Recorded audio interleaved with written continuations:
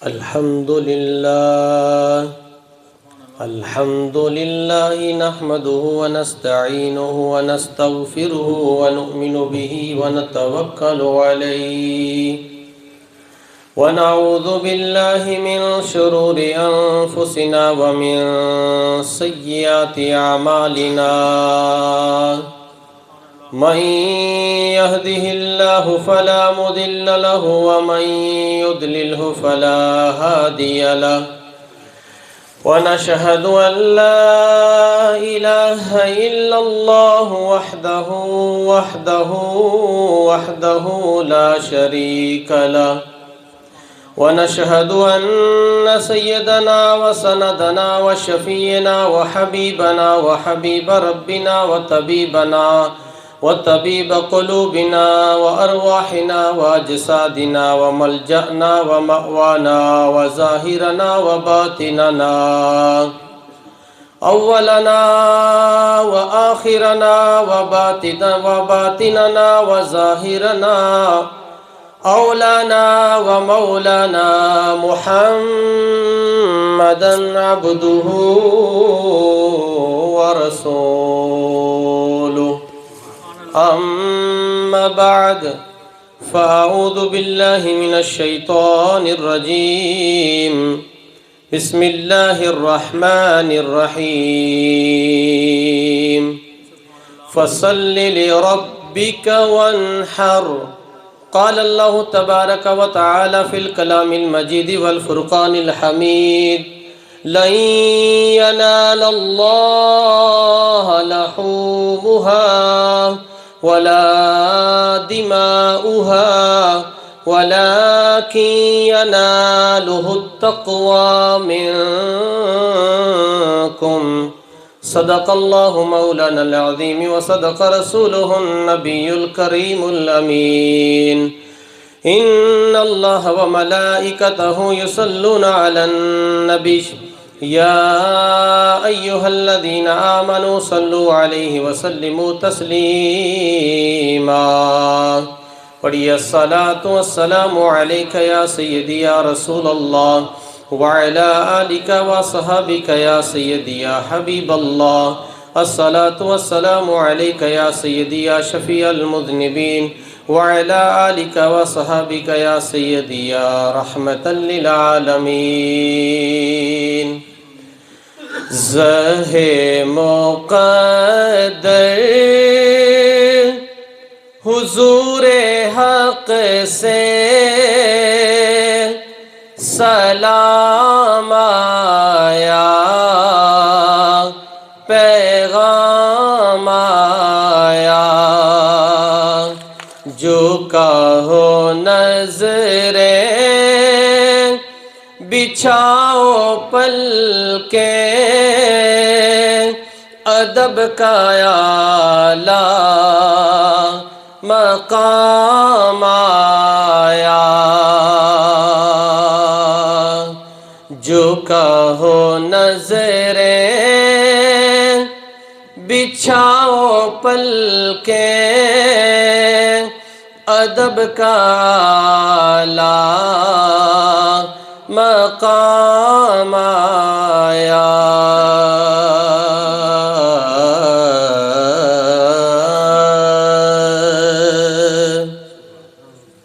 وہ جو نہ تھے تو کچھ نہ تھا وہ جو نہ ہو تو کچھ نہ ہو جان ہے وہ جہان کی جان ہے تو جہان ہے اللہ کے فضل و کرم سے اللہ کی عطا سے اللہ کی طاقت سے اسی کی نوازش سے اسی کی عطا سے ہم جتنے احباب یہاں پہ موجود ہیں جو ابھی مسلمان بھائی جو آ رہے ہیں اللہ رب العزت نے ہمیں یہ لمحات نصیب فرمائے عید الاضحیٰ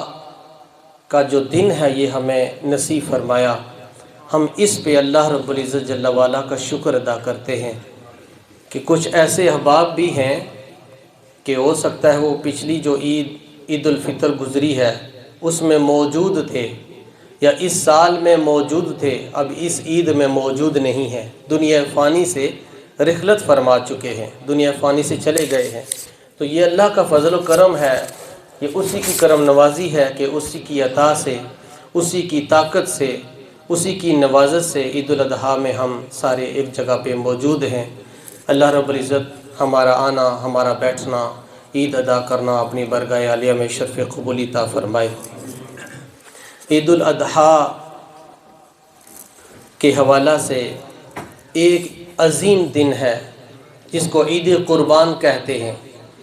اتنا عظیم الشان دن کہ عید کا دن ایک مسرت کا دن ہوتا ہے، خوشی کے لمحات ہمیں اس دن میں ملتے ہیں، اور وہ خوشی جو شریعت مطہرہ کے دائرے کے اندر رہتے ہوئے انسان خوشی کرتا ہے، اور شریعت مطہرہ سے کے دائرے سے باہر قدم نہیں رکھتا، اور اپنے اہل و عیال، اپنے رشتہ دار، اپنے سنگی دوست بیلی، ان کے ساتھ اکٹھے بیٹھ کر ایک دوسرے کے ساتھ شریعت مطہرہ کو مد نظر رکھتے ہوئے خوشی کا اظہار کرتے ہیں، آپس میں ملاقات کرتے ہیں، عید مبارک دیتے ہیں۔ اور اس عید والے دن سب سے بڑی جو عظیم نشانی رکھی گئی ہے وہ ہے سیکریفائز، قربانی، کہ جس قربانی کا ذکر خالق کائنات نے اپنی لازوال لا ریب کتاب کے اندر ارشاد فرمایا، فَصَلِّ لِرَبِّكَ وَانْحَرْ، کہیے سبحان اللہ۔ فَصَلِّ لِرَبِّكَ وَانْحَرْ، اب فَصَلِّ لِرَبِّكَ، اے محبوب اپنی رب کی بارگاہ میں نماز ادا کرو، یہ جو ہم نماز ادا کرنے کے لیے آئے ہیں۔ وَانْحَرْ، نماز عید قربان ادا کرنے کے بعد پھر قربانی پیش کرو، وہ قربانی جو دمبا دیا گیا۔ اور میں ایک حدیث آپ کو شیئر کرتا چلوں کیونکہ ٹائم بڑا مختصر ہوتا ہے۔ میرے اور آپ کے آقا علیہ الصلوۃ والسلام نے جس وقت قربانی میدان عرفات کے لمحات گزرنے کے بعد 10 ذی الحج کو آقا کریم علیہ الصلوۃ والسلام نے جس وقت قربانیاں دیں، اور ایک نہیں 100 اونٹ سیکریفائز کیے، کتنے 100 اونٹ قربان کیے، قربانی دی حضور علیہ السلام نے۔ اور اونٹ بھی جانتا تھا کہ یہ اللہ کے نبی ہیں، ہم تو جانور کو پکڑتے ہیں، اس کو رسی باندھتے ہیں، اس کی ٹانگوں کو باندھتے ہیں، اور اس کو بندے ٹھیک ٹھاک تگڑے بندے اس کو پکڑ کے لٹاتے ہیں، پھر اس کے بعد کسائی جو ہوتا ہے، قصاب جو ہوتا ہے، وہ چھری پھیرتا ہے، پھر اس کو ذبح کرتے ہیں۔ یعنی مشکل ترین لمحات ہوتے ہیں اس وقت۔ کچھ لوگوں کے لیے تو تماشا بنا ہوتا ہے، تماشا نہیں ہوتا، کیونکہ وہ نشانی ہوتی ہے قربانی، اس کا ادب احترام بھی ضروری ہے۔ ارے اس کا ادب جو، وہ تو جانور ہے، جانور کی جو رسی ہے، جس جانور سے وہ جس قلعے سے وہ رسی باندھی جاتی ہے، اس قلعے کا، اس رسی کا ادب بھی رب کائنات نے قرآن پاک کے اندر ارشاد فرما دیا۔ اتنا ادب، اتنی تعظیم، اتنی توقیر رکھی گئی۔ جس وقت آقا علیہ الصلوۃ والسلام نے پہلا اونٹ قربان کیا، جب قربانی دی تو اونٹ کو کسی بندے کو ضرورت نہیں ہوئی، کسی صحابی رسول کو ضرورت نہیں ہوئی پکڑنے کی، اونٹ خود بخود آگے گردن رکھ کے جھک کے بیٹھ گیا، اور دوسرا اونٹ انتظار کر رہا تھا کہ کاش کب میری باری آئے، ید اللہ والے ہاتھ میری گردن پہ بھی پڑے اور آقا علیہ الصلوۃ والسلام چھری چلائے۔ یہ اونٹ ادب احترام بتا رہا ہے، اس کے اندر عاجزی دیکھیں کتنی ہے۔ ہم تو انسان ہیں، ہم باشعور ہیں، رب کائنات نے ہمیں عقل دی ہے، ہم شعور رکھتے ہیں، عقل رکھتے ہیں، اس کے باوجود ہمارے اندر وہ ادب احترام نہیں ہے۔ اس کی تھوڑی سی جھلک ہمارے اندر آ جائے تو ہماری زندگی جو ہے نور علی نور بن جائے۔ وہ جانور جو حضور علیہ السلام کا ادب احترام کر رہا ہے، ایک نہیں 100 اونٹ جب حضور نے قربان کیے، اور ہر اونٹ آگے جانے کی کوشش کر رہا تھا، میری باری پہلے آ جائے، کسی کو پکڑنے کی ضرورت نہیں، ایک ایک کر کے حضور نے 100 قربان اونٹ کر دیے 10 ذی الحج کو۔ اور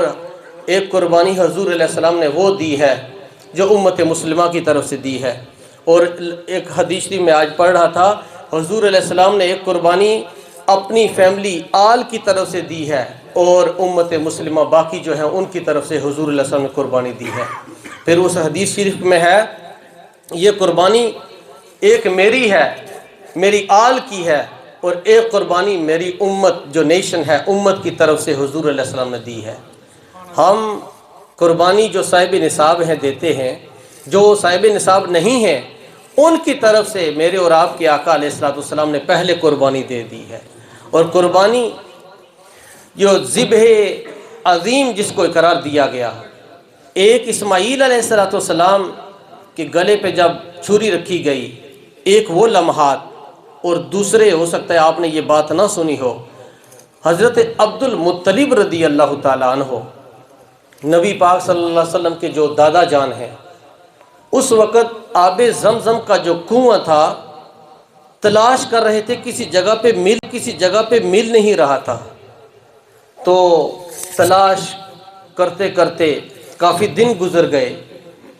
ایسا ہوا کہ حضرت عبد المطلب رضی اللہ تعالی عنہ کو خواب آیا۔ خواب کے اندر اس آب زمزم کی جگہ جہاں پہ آب زمزم کا کنواں ہے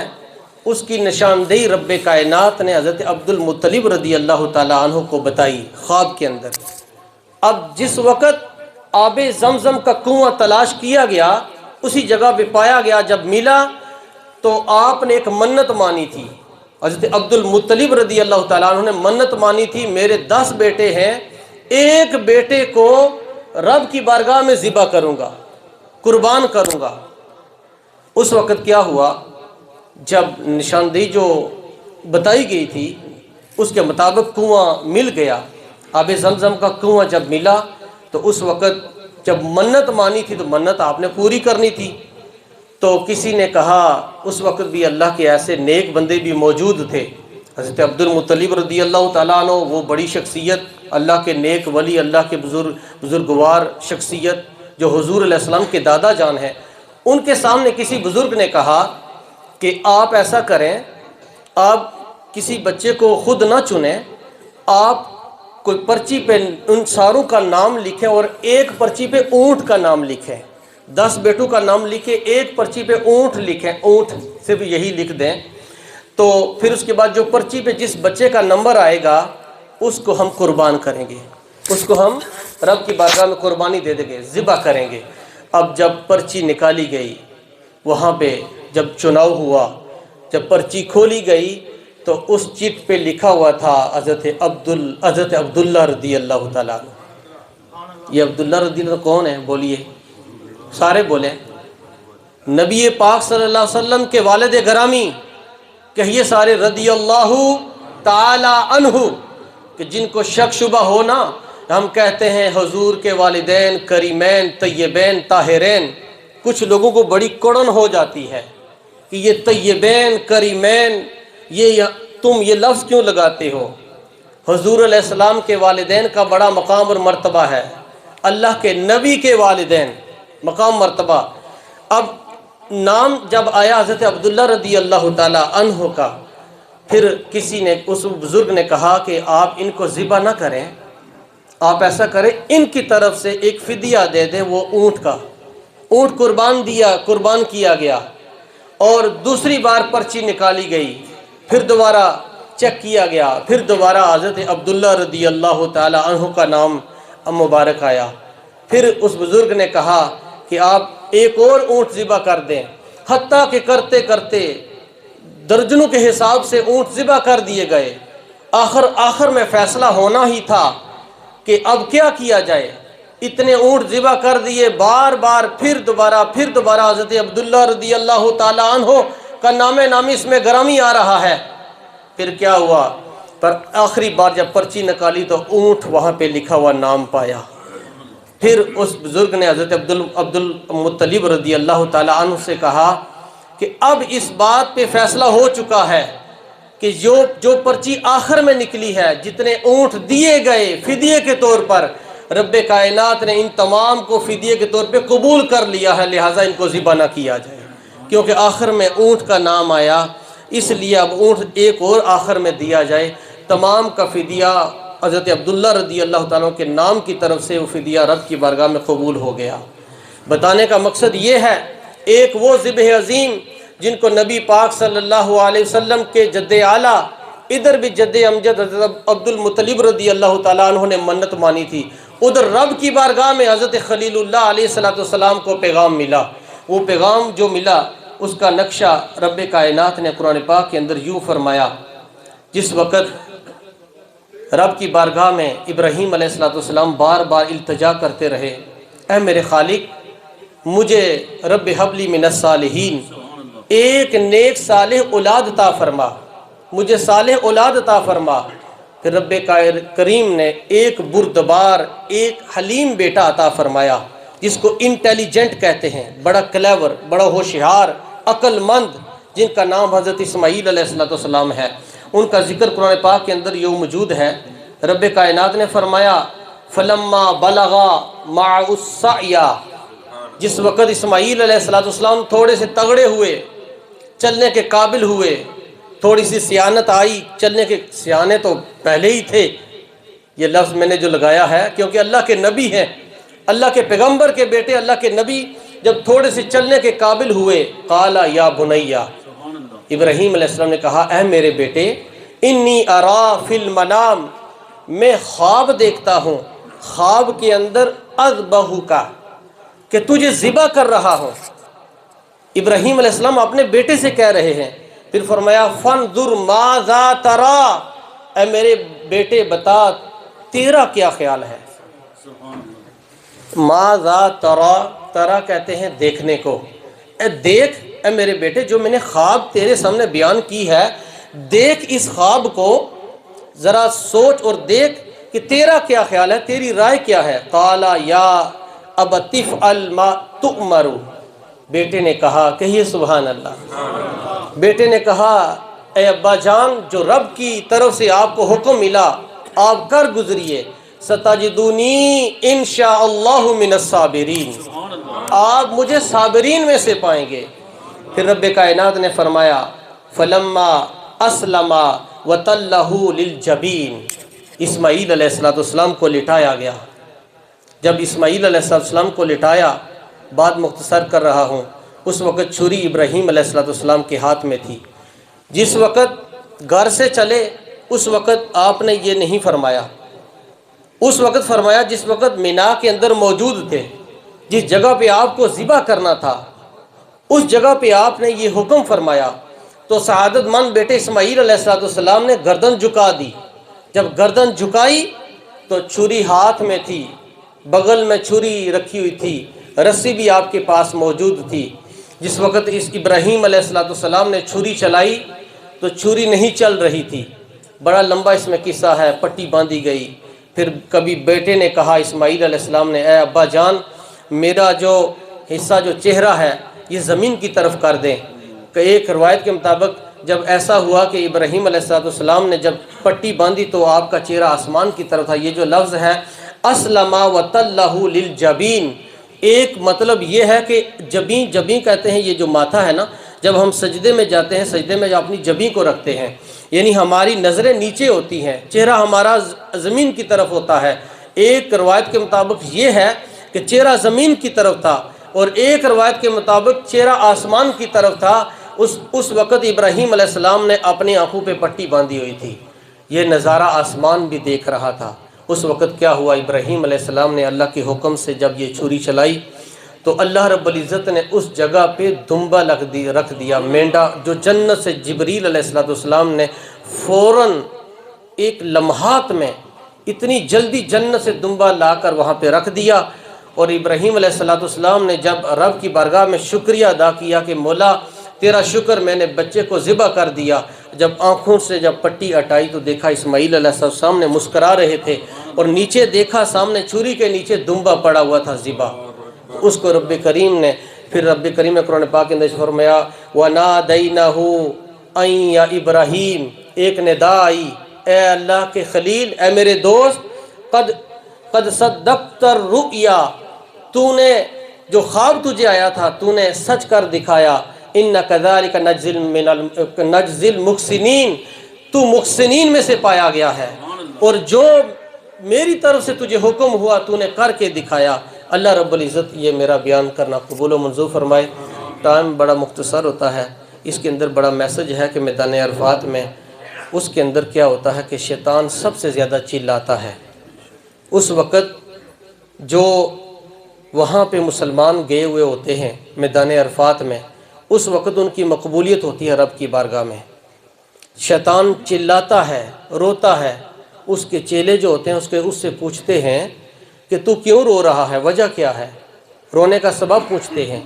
تو شیطان کہتا ہے میں اس لیے رو رہا ہوں کہ جن لوگوں کو میں نے 60 سال 50 سال 20 سال 100 سال تک گناہوں میں مبتلا کیا تھا، اب وہی ان لوگوں کی رب کی بارگاہ میں بخشش ہو چکی ہے، اس لیے میں زارو قطار رو رہا ہوں۔ تو پھر جب وہ حج سے فارغ ہوتے ہیں تو پھر شیطان ان کو برگلانے کی کوشش کرتا ہے۔ حدیث شریف میں ہے جو شخص حج سے واپس پلٹ کے گھر آتا ہے وہ کسی کے ساتھ فحش گفتگو اگر نہیں کرتا